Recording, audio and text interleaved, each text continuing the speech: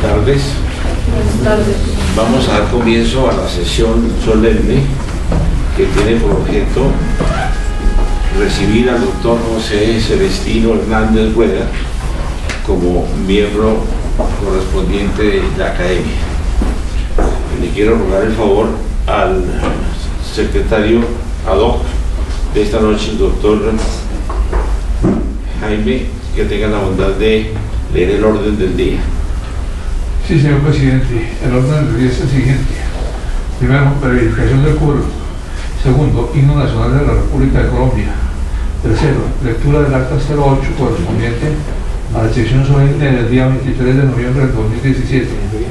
Cuarto, disertación del doctor José Celestino Hernández sobre el tema la reparación de las víctimas en el conflicto armado colombiano. Quinto, toma de juramento, entrega de diploma de imposición de insignias al doctor José Celestino Hernández Rueda. Sexto, himno de honor.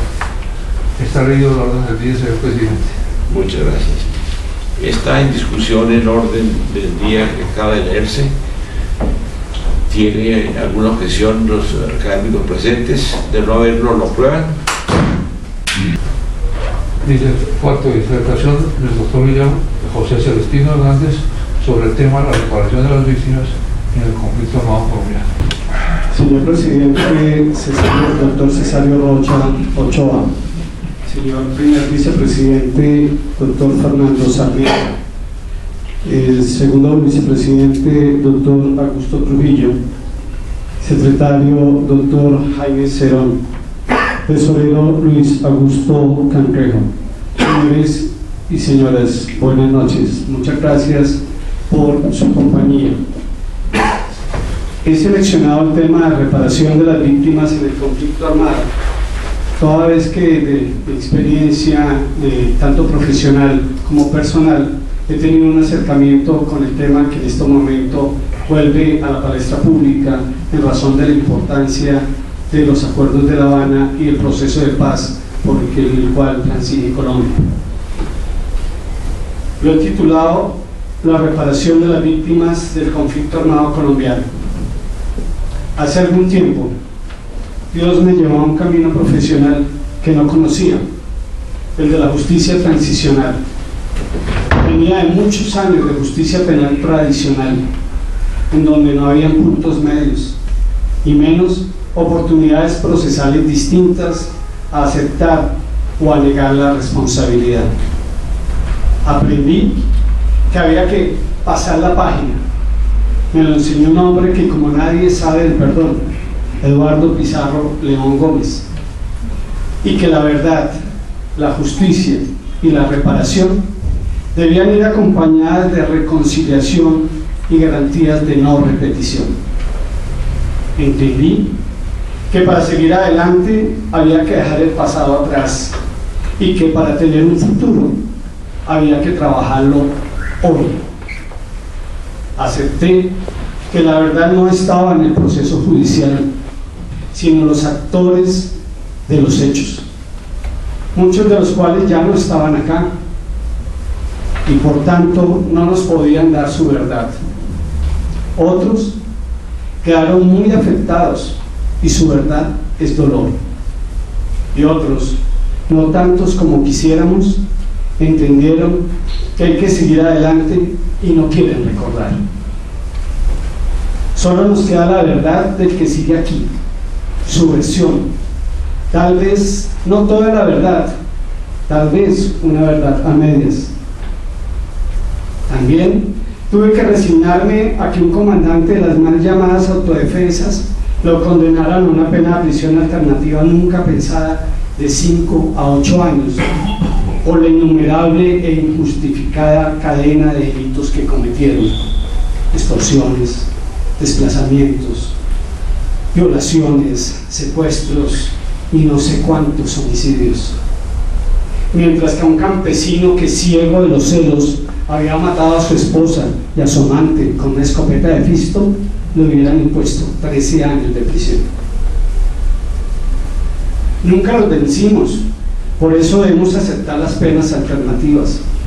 Se acogieron voluntariamente a la ley, me decían, los que ya habían pisado el sendero de la justicia transicional. Luego, aprendí que la reparación debería ser integral, que también hay administrativa y judicial, pero lo más importante, que la reparación nunca te devuelve al familiar, a la dignidad, a la libertad o a la honra que te quitaron.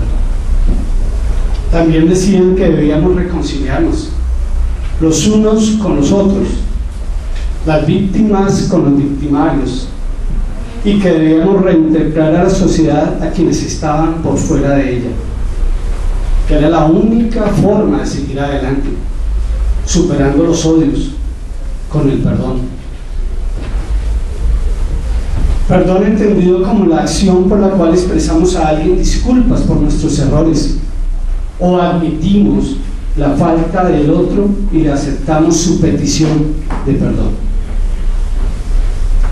Lo que finalmente entendí era que el Estado debía adoptar medidas institucionales que garantizaran que esos bochornosos, inhumanos y dolorosos hechos no se volvieran a repetir. Que el Estado, esta vez sí, estuviera donde debió haber estado, y que esta vez sí no se hiciera de los oídos sordos, y que esta vez sí estuviera en el puesto que le correspondía y no a favor de los unos y en contra de los otros. Así aprendí que lo que une a estos términos tan especializados como la verdad, la justicia, la reparación, la reconciliación y las garantías de no repetición es nada más y nada menos que quienes recibieron la mayor violencia e injusticia de las consecuencias de este conflicto, las víctimas. Yo sé que muchos de ustedes alguna vez se habrán preguntado qué pasó con las víctimas del conflicto armado de nuestro país, más ahora que con la suscripción de los acuerdos de La Habana se han vuelto a mencionar.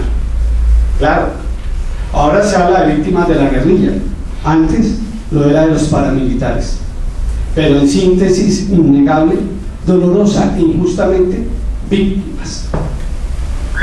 Víctimas de un conflicto armado que no se debe haber vivido, de un conflicto armado que con el tiempo ha olvidado su razón de ser, hasta el punto que los ideales que dieron inicio a las primeras diferencias ya no eran las mismas de las últimas. Conflicto armado que unos iniciaron, otros alimentaron y otros sufrieron. En fin, víctimas. Pero mi discurrir esta noche no se va a quedar en el dolor y en la injusticia.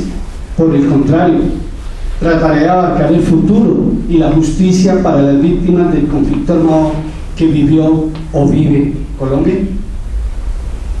Quiero hacer un gran salto, pues estas palabras más que históricas son jurídicas y nos ubicaremos en un hecho jurídico, la Ley de Justicia y Paz, que entró en vigencia el 25 de julio del año 2005. Y casi 4 años después se profirió la primera sentencia por el Tribunal Superior de Bogotá en su Sala de Justicia y Paz en contra de Wilson Salazar Carrascal, alias El Loro, un patrullero del Frente Héctor Julio Peinado Becerra del Bloque Norte de las Autodefensas Unidas de Colombia, a 5 años de prisión, 70 meses, y 500 horas de estudios de derechos humanos y tratamiento psicológico por todos los delitos que cometió. Se trataba de una decisión histórica que marcaría las expectativas de verdad, de justicia y reparación para las víctimas del paramilitarismo. La pena principal a la que fue condenado fue 38 meses de prisión, la cual fue reemplazada por la alternativa de 5 años. Con la pena fue igualmente condenado a reparar de manera material y simbólica a las víctimas. También estableció el fallo que debería ser un acto público donde les pidiera perdón a ellas y a sus familias. Las víctimas, al no estar de acuerdo con la condena, apelaron el fallo. El día 18 de agosto del año 2009, la Sala Penal de la Corte Suprema de Justicia, con ponencia del magistrado Augusto José Ibáñez Guzmán, uno de los juristas que más sabe y más ha escrito en justicia transicional, conflicto armado, derechos humanos y derecho internacional humanitario en Colombia, decretó la nulidad de esa primera sentencia por considerar que fue utópica, al no incluir dentro de los cargos el del concierto para delinquir. afirmó que, comillas, si los destinatarios de la ley son los miembros de los grupos armados ilegales, las conductas punibles respecto a las cuales se ha de proferir sentencia con miras a la imposición de pena alternativa debieron haberse cometido al interior de la respectiva organización, efecto para el cual el delito de concierto para delinquir se perfila como un componente obligado en la formulación de imputación, la formulación de cargos y el fallo, de lo cual adolece esta investigación, esta actuación, cierro comillas.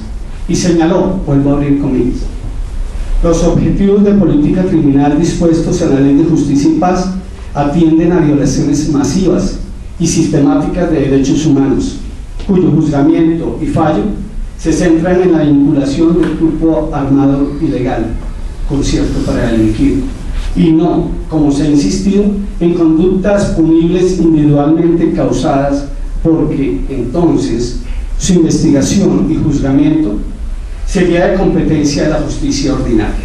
Cierro comillas. Hasta acá la cita. Respecto a los derechos de las víctimas, a la verdad y a la justicia y la reparación, hizo una precisión en el sentido que no se podían garantizar, comillas, sin atender el marco dentro del cual Wilson Salazar Carrascal cometió los hechos delictivos objeto de atribución, esto es, durante y con ocasión de su permanencia al bloque Héctor Julio Peinado Becerra de las Autodefensas del Sur del Cesar. Cierro comillas. A partir de este fallo, los derechos de las víctimas fueron relevantes, pues amplió el marco de responsabilidad de la persona procesada individualmente considerada al grupo armado ilegal al cual pertenecía. Todas las sentencias así proferidas tenían características propias de la justicia transicional. Primero, una pena de prisión, que era la que le hubiese correspondido a la justicia penal ordinaria o tradicional por la totalidad de sus delitos. Segundo, una pena alternativa, que sería la que finalmente pagarían por los hechos de haber aceptado la jurisdicción especial y acogerse a sus beneficios. Tercero, una serie de condiciones que le permitirían reintegrarse rápidamente a la sociedad. Y cuarto, finalmente, reparar a las víctimas. De las primeras características, rápidamente se debe decir que ninguno de los jefes paramilitares pagó la pena principal impuesta. Que la pena alternativa, que fue la que sí pagaron, tenía una condición, que se cumpliera con todo lo ordenado, condición que muchos, por no decir que casi en todos los casos, no se cumplió. Y he ahí el motivo de estas palabras de esta noche. No había lugar a pagar una pena alternativa impuesta cuando precisamente, como su nombre lo indica, era alternativa a la principal, bajo el entendido y la condición que no se les aplicaba la principal sino la alternativa, siempre y cuando hubieran cumplido con todo lo ordenado en la condena. Pero como consecuencia de lo anterior, y lo más importante para quienes hablan, es que una parte de la sentencia, aquella que decía reparar a las víctimas, en muchos, si no en la mayoría de los casos, tampoco se cumplió. Debe haber verdad, muy poca, muy a medias. Debe haber justicia. La pena principal nunca se dio, siempre fue la alternativa. Los demás elementos de lo que llamamos justicia se lo dejo a su reflexión. Debe haber reparación. He ahí donde debo alzar mi voz. Muchas víctimas dirán que para ellas lo más importante era la verdad, saber qué pasó, por qué pasó. Otros dirán que lo más importante era que se impartiera justicia. ¿Acaso era justicia solamente la cárcel para quienes cometieron esas barbaries? ¿O que les hiciera lo mismo que a ellos los hicieron? ¿O cuál era la concepción de justicia que se tenía? Pero otras, las más, son las que quedaron aquí y que quieren seguir viviendo. Y para estas, para aquellas y para las primeras, la reparación no se dio. Sea el momento para precisar que lo que aquí se pretende no es hacer cuentas de cuánto dinero los colombianos hemos tenido que pagar por concepto, de los pagos que el gobierno nacional ha efectuado a través de lo que se ha denominado la reparación administrativa, que han sido miles de millones. Tampoco me referiré a las reparaciones simbólicas, unas más mediáticas que otras, que hemos visto en los más de 10 años de la ley 975, más conocida como la Ley de Justicia y Paz. A las que quiero llamar la atención es a las que cada procesado condenado, cuando se profirió la sentencia en su contra, tenía la obligación de cumplir. Sí, junto a la pena principal, a las penas accesorias, a la pena alternativa, estaba la orden de reparar a las víctimas.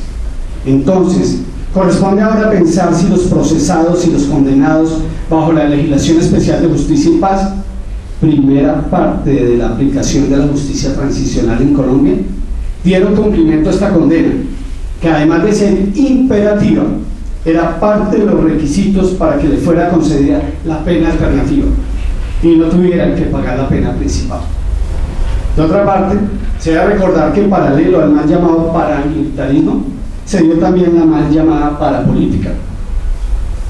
Recordemos cómo los primeros quisieron refundar la patria y para ello concibieron como estrategia tener candidatos propios para los entes de elección popular y en otros casos apoyar a algunos o, en el peor de los casos, presionar y hasta amenazar a otros para tener mayorías en los cuerpos colegiados que dieran curso a sus pretensiones políticas, al punto que uno de los comandantes de estos grupos manifestó que controlaban con candidatos propios y con simpatizantes con su causa cerca del 35% del Congreso Nacional. Debo recordar que mi posición es exclusiva y excluyentemente académica. Mi pretensión no es que se revoquen las decisiones ya adoptadas, tampoco es que se revivan los hechos que deben quedar en el pasado. Lo único que pretendo con estas palabras es hacer una reflexión de lo que no puede volver a pasar. Las condenas han sido proferidas, para los primeros por la Sala de Justicia y Paz, para los segundos por la Sala Penal de la Corte Suprema de Justicia, las primeras para los no aforados, la segunda para los que sí tenían o habían tenido chofer, y recordemos que algunos de ellos renunciaron al mismo pretendiendo escapar de la Corte y pasar a la Fiscalía General de la Nación en la etapa instructiva buscando mayores oportunidades de defensa, incluida la de la segunda instancia. Revisadas unas y otras de estas sentencias, en ninguna de ellas se dejó de condenar a la reparación a las víctimas. Algunos de ellos sí cumplieron, otros pretendieron hacerlo y otros ni uno ni otro, es decir, que ni lo hicieron ni nunca quisieron hacerlo. Estos últimos podrían decir en su defensa que no tenían con qué hacerlo, que lo que entregaron a tal efecto no se lo recibieron, y unos más dirán que para ellos con lo entregado ya cumplieron. También escucharemos términos hasta ahora desconocidos para muchos de nosotros: vocación reparadora, reparación simbólica, justicia retributiva, justicia restaurativa. El primer término, es decir, vocación reparadora, fue entendido como que él o los bienes entregados a efectos de pagar los daños y perjuicios causados a las víctimas en verdad podrían ser utilizados con esa finalidad.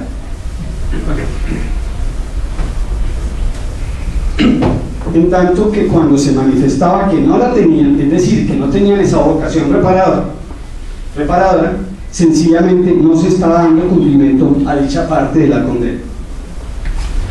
Aspectos diferentes que los bienes entregados alcanzaran o no a cubrir la reparación ordenada a las víctimas.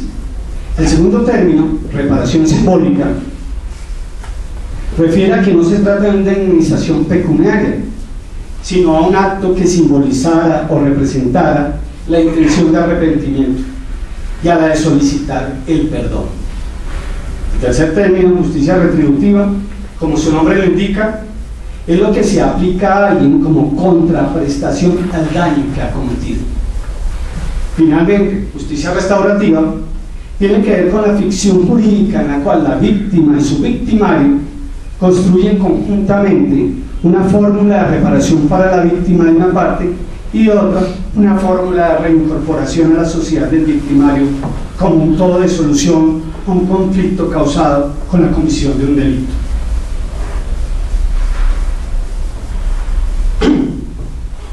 De otra parte, el Fondo para la Reparación de Víctimas, conformado en parte por los bienes que son entregados por los desmovilizados para la reparación, según el artículo 54 de la Ley 975 del 2005, constituye, comillas, una cuenta especial sin personería jurídica. En el inciso segundo, precisa de la siguiente manera qué recursos integrarán el fondo. Comillas, el fondo estará integrado por todos los bienes o recursos que a cualquier título se entreguen por las personas o grupos armados, organizados y legales al margen de la ley a que se refiere la presente ley, por recursos provenientes del presupuesto nacional y donaciones en dinero o en especies nacionales o extranjeras. Cierro comillas. De acuerdo con el parágrafo del artículo 54, para el cumplimiento de los requisitos de elegibilidad previstos en los artículos 10 y 11 de la Ley 975, los bienes se debían entregar directamente al Fondo de Reparación. A su vez, comillas, igual procedimiento se observará respecto a los bienes vinculados a investigaciones penales y acciones de extinción de derecho de dominio en curso al momento de la desmovilización, siempre que la conducta se haya realizado con ocasión a su pertenencia al grupo armado organizado al margen de la ley y con anterioridad a la vigencia de la presente ley. Cierro comillas. De otra parte, el decreto 3391 del año 2006 recoge los criterios que se han establecido a través de la jurisprudencia y de la misma reglamentación de la Ley de Justicia y Paz, particularmente con relación a la posibilidad de perseguir bienes de origen ilícito sobre la responsabilidad solidaria del bloque o frente respectivo y a la responsabilidad subsidiaria del Estado. Es claro en la normatividad existente que si los recursos entregados a propósito de la desmovilización individual o colectiva no son suficientes, finalmente habrá que acudir a recursos asignados del presupuesto general de la Nación. Sobre este último punto, la normatividad no deja de ser ambigua al decir que el Estado será responsable de forma residual, comillas, en especial mediante la realización de otras acciones de reparación no decretadas judicialmente, puntos suspensivos, sin que ello implique la asunción de responsabilidad subsidiaria. Cierro comillas. Tanto el Fondo para la Reparación de Víctimas como en general la administración por parte del Estado de los bienes entregados por los desmovilizados ha generado diversos debates y críticas. En muchos de los pronunciamientos de la Sala de Casación Penal de la Corte Suprema de Justicia se evidencia cierto malestar por la gestión adelantada por el Gobierno Nacional en la recepción y administración de bienes con fines de reparación. En fin, además de los escasos bienes entregados con fines de reparación por los victimarios, son muchas las dificultades administrativas para recibirlos, para cuidarlos y, lo más importante, para poder convertirlos en indemnización real para las víctimas. No obstante, los esfuerzos desplegados tanto por el Gobierno Nacional como por los tribunales de justicia y paz han sido y siguen siendo muchos los obstáculos y las dificultades para lograr la reparación de las víctimas. Las reglas no fueron ni han sido claras. Recuérdense que lo que quien les habla ha pretendido a lo largo de estas palabras es llamar la atención que los únicos afectados con este incómodo, inadecuado y, por decir menos, inesperado trámite de reparación, unas veces judiciales, otras veces administrativas, son las víctimas del conflicto armado. Pero también se debe recordar que la reparación a las víctimas era un requisito de elegibilidad para ser admitidos en el proceso de justicia y paz, y que, además, era uno de los requisitos legales para que el condenado tuviera derecho a la pena alternativa y no se le impusiera y ejecutara la principal. En fin, ¿dónde quedaron esas sentencias?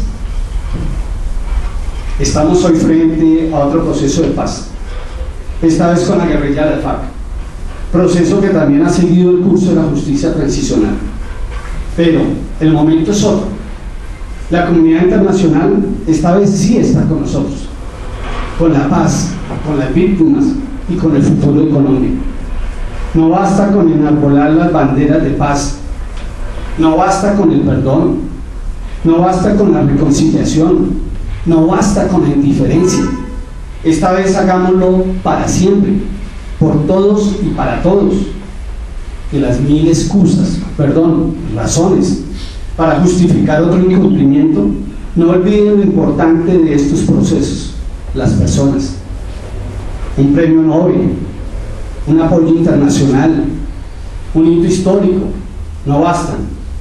Solo la reflexión sobre el futuro de nuestra patria puede llevarnos a lo importante, que no puede volver a pasar. Se han mejorado los documentos base, las leyes han sido más precisas, la Corte Constitucional ha puesto marcos y líneas, el Congreso de la República ha reglamentado algunos aspectos, pero todos, los del sí y los del no, y los de no aplican, seguimos acá. Queremos la paz, pero no a todo costo, no al costo del primer proceso, no al costo de una polarización que termine la paz que se pretendía en uno y en otro proceso.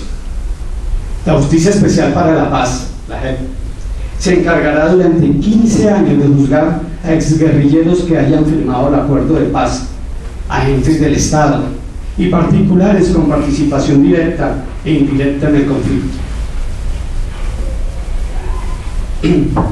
De acuerdo con reciente fallo de la Corte Constitucional, los particulares solamente serán juzgados por la JEP cuando de manera voluntaria se acojan a dicha jurisdicción, dentro de los términos fijados por el Gobierno Nacional. Este solo tema, el de la Justicia Especial para la Paz, daría para otra disertación. Por eso solo lo menciono como un aspecto a tener en cuenta cuando se llegue el momento de imponer responsabilidades y consecuentemente condenar a la reparación y al resarcimiento a las víctimas en esta segunda etapa de la aplicación de justicia transicional en Colombia, con la pretensión de seguir finiquitando el conflicto armado, quedando aún otros actores para convocar y acordar. ¿Y a dónde vamos? A donde queríamos unos o a donde otros quieren. Tristemente, hoy más que ayer, el país no sabe para dónde ir. ¿Nos vamos a quedar pasmados esperando que otros tomen decisiones que son de todos? En un momento muy importante para el futuro de nuestra querida Colombia, elevemos nuestra voz para expresar nuestra posición y lograr un consenso, que no sea demostración de fuerza, sino democracia a favor de todos. Estas palabras son mi voz, estas reflexiones son de posición académica, para decirles que no podemos seguir adelantando eternos e incumplidos procesos de paz. Nuestros hijos y nietos merecen algo mejor que lo que les estamos dejando. Mi voz no es de reproche, tampoco contiene carisma, tinte o posición política. Es de un ciudadano que ha tenido la oportunidad de participar desde el ámbito de la justicia, de la aplicación de la justicia transicional como mecanismo para lograr el anhelo de todos los colombianos, la paz. Aprendamos del pasado, dejemos atrás el conflicto armado, dejemos atrás la polarización política y vivamos en paz y armonía, como nos enseñaron los abuelos. Muchas gracias. Gracias, mi hermano. Gracias. Felicitaciones. Gracias. He escuchado unas palabras profundamente vigentes, profundamente críticas y profundamente analíticas sobre la objetividad de lo que es el momento en que estamos viviendo respecto de la reconciliación nacional, de la reparación de las víctimas del conflicto armado en Colombia. Fíjense que el doctor José Celestino Hernández Rueda, para ingresar a esta institución, nos ha traído unas reflexiones, repito, profundamente actuales. La reparación de las víctimas del conflicto armado es una de las figuras que están contempladas en la justicia transicional y en lo que tiene que realizar la justicia especial para la paz.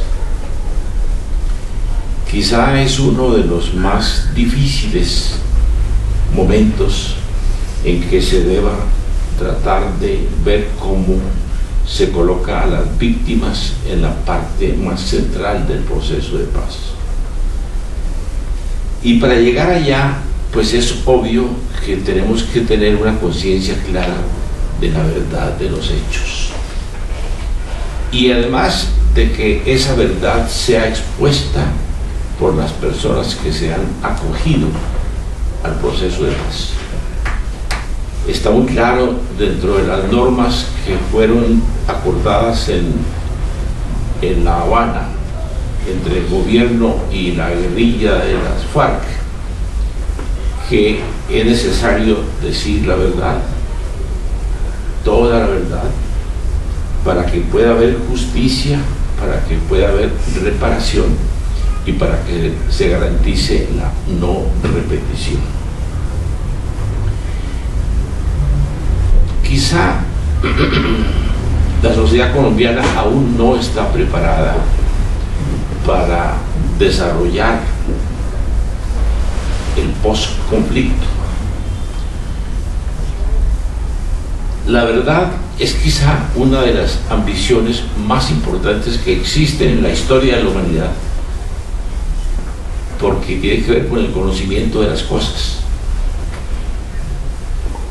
Pero ella, frente al desenvolvimiento de un proceso que ya ha causado tantas víctimas al país, que más de 50 años son los que han transcurrido desde que comenzó el conflicto, que muchas generaciones no han conocido otra cosa que la guerra, que la alteración del orden público, que los muchachos jóvenes como sus hijos, doctor, no conocen otra verdad distinta de la que las noticias divulgan todos los días, pero una paz institucional garantizada por un Estado social de derecho no la conocen.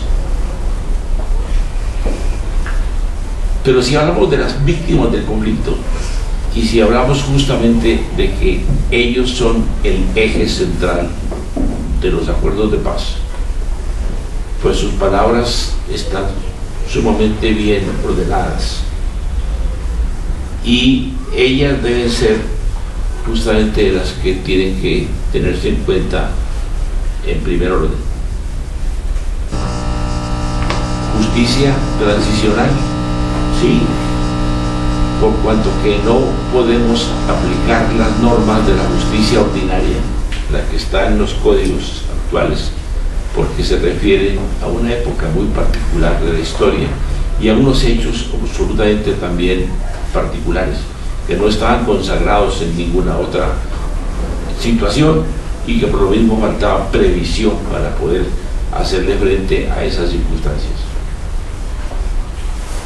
La sociedad colombiana no está preparada, pienso yo, porque hay un concepto que tienen inclusive muchas veces las amas de casa, de que para que se imparta justicia en el aspecto penal hay que llevar a la gente a la cárcel, y si no hay cárcel entonces no hay sanciones. Entonces aquí nos enfrentamos con la necesidad de decirle a la gente: no, es que aquí hay otras formas de administrar justicia. Y entonces usted lo ha dicho, doctor, la justicia distributiva, la justicia reparadora, y dentro de ella entonces irle dándole a la gente un material para que tenga conciencia y pueda analizar de mejor manera las cosas en la búsqueda de la verdad, y para que las personas que ayer eran los guerrilleros hoy ya no los vayamos a denominar de esa manera. Fíjense que hoy las FARC no son Fuerzas Armadas Revolucionarias de Colombia, como era el eslogan normal de ese grupo armado que se resolvió en un momento determinado irse a la clandestinidad a luchar contra el Estado de Derecho, a situarse en una actitud subversiva, a luchar contra la legitimidad de la norma jurídica del Estado de Derecho.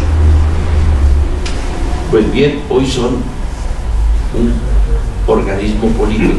Cometieron el error, a mi modo de ver, de haber mantenido la misma sigla, pero la indican con una diferente connotación.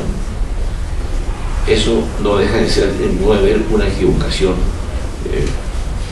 política de ese grupo.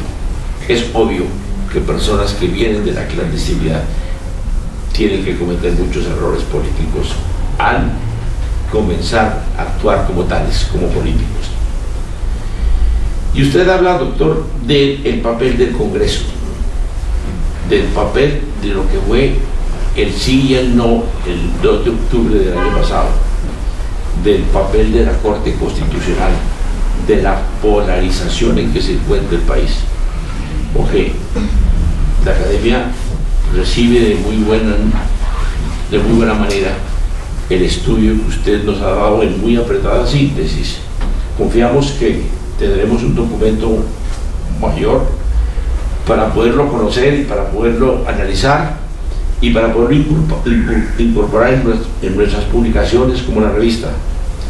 Pero usted mismo nos ha dicho que iba a ser una síntesis, porque también un tema como este pues apenas está en franca evolución y no podemos tener una idea clara de las cosas. Pero le agradezco mucho a nombre de la Academia de Jurisprudencia la forma tan clara como usted nos ha hecho la exposición de los hechos. Como hay aquí una persona que usted se refirió en su intervención y que está muy interesado en que usted sea miembro correspondiente, yo quiero preguntarle al doctor Augusto Ibáñez si tiene algunas palabras que decir. Muchas gracias, señor vicepresidente, señor doctor Jaime Cerón. Esto es un honor para mí, eso es excepcional lo que está haciendo conmigo, y no conocía, por supuesto, el contenido de la intervención del próximamente académico José Celestino Hernández, porque se sonaría entonces como una reciprocidad de queriduras. De eso no se trata. Invité con varios compañeros académicos al doctor José Celestino Hernández dentro de esa ola que usted ha ordenado hacer entrar a la academia gente de gran prestigio, de gran prestancia, que ya poco a poco estamos en las puertas de recibir: el doctor Orlando de la Vega, el doctor José Fernando Mestre, etcétera, etcétera. Dentro de esas nuevas adquisiciones que todo ilustran en la academia está la de este muy querido amigo que conozco desde que fue alumno en la Universidad Externada de Colombia. Se dedicó a la bobadita inicialmente, porque no es tan joven como parece, toca decirlo, a la bobadita de reestructurar y ayudar a estructurar la Fiscalía General de la Nación, primer evento con de Grey. Después, en la lucha por el cambio y consolidación del sistema de procedimiento procesal penal, y tuvo a bien el choque ideológico de entrar a la Comisión Nacional de Reparación, que es la primera estructura que existe de lo que ahora llaman pomposamente la justicia transicional. Debo decirle que desde el punto de vista profesional, entre otras muchas materias, pues tuvo a bien poner de presente al país las grandes dificultades de las llamadas chuzadas del DAS, lo cual sufrió una especial persecución desde el punto de vista pues del poder, porque era francamente el DAS. Pero además nos topamos ya con la dirección del Departamento de Penal de la Javeriana, y lo convidé con otros muy altos amigos, Álvaro Pérez y Julio Socha, para integrar esa otra fórmula que usted y la academia observó en dinámica en el último congreso. La ruta que escogió para esta disertación es mayoritariamente importante. solamente, y no vamos a entrar en contenido porque tocaría recordar el logro de sus compañías, pero en el quehacer del momento hay que también decirlo. Vamos ahora a la nueva reestructuración de ese paquete importantísimo de discusión que es el derecho a no ser víctima. Un capítulo que supera la reparación, verdad, justicia, no repetición, a otro del posacuerdo, no del posconflicto. Tal vez nosotros todos aquí integrados, incluidos los muchachos, no lo vamos a ver, el posconflicto. Vamos a vivir el posacuerdo. Y en él tenemos que poner la bandera del derecho a no ser víctima. Pero con todo, presidente, muchas gracias por la oportunidad excepcional y bienvenido, doctor José Celestino Hernández Rueda.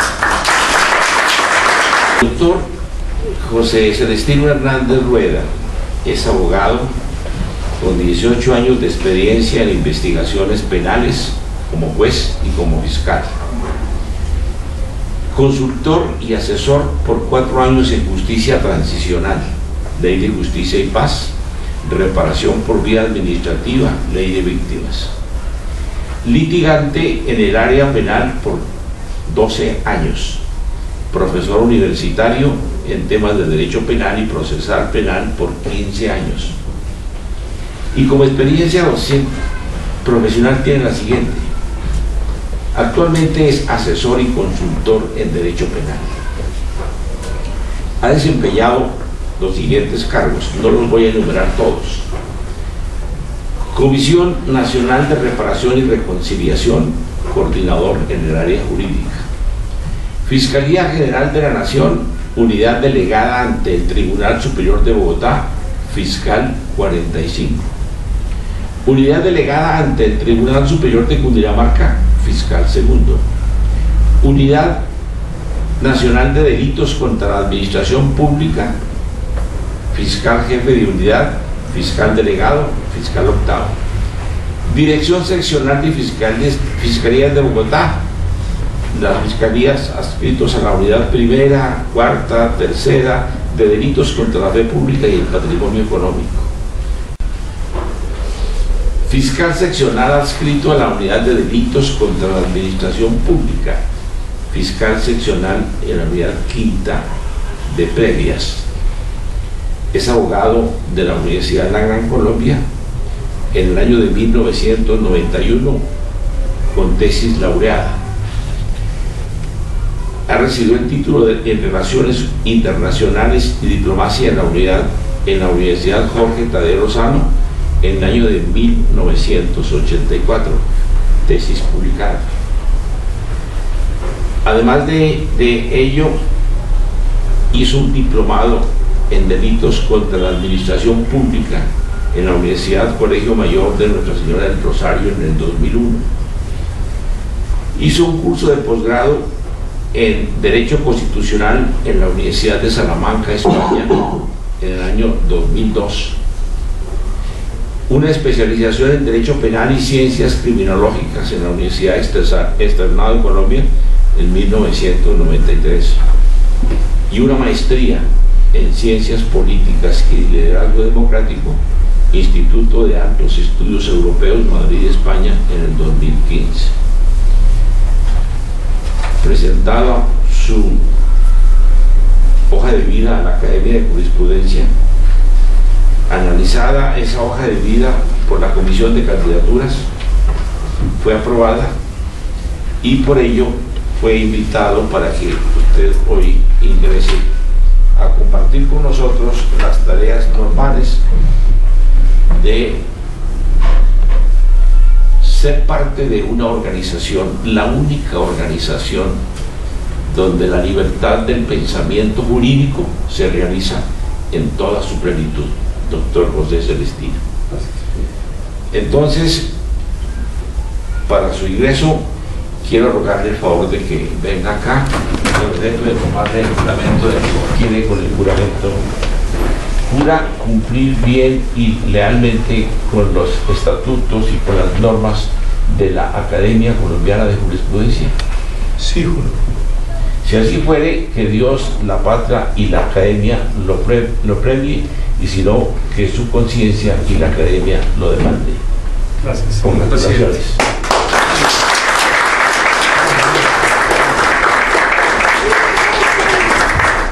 En virtud de ello, doctor, me permito hacer entrega y leer este documento. Academia Colombiana de Jurisprudencia. El señor doctor José Celestino Hernández Rueda ha sido inscrito en esta corporación como miembro académico correspondiente en atención a los méritos y demás circunstancias que concurren en él.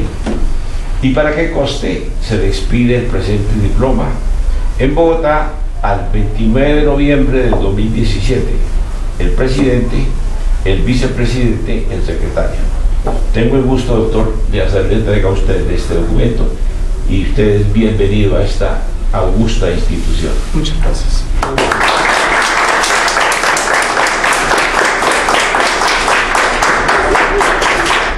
Quiero rogarle a su esposa que tenga la bondad de colocarle la insignia de miembro correspondiente.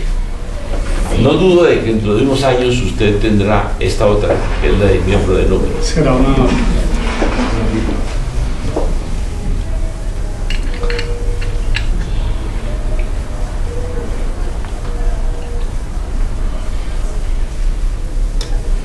No sé si sus hijos o sus padres aquí presentes le colocarán la insignia a rigor que utilizamos. Tengan la bondad.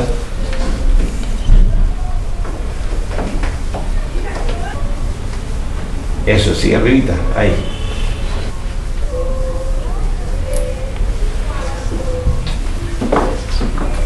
Y le ruego el favor al señor vicepresidente, primer vicepresidente, que lo rigen y que usted ha jurado cumplir.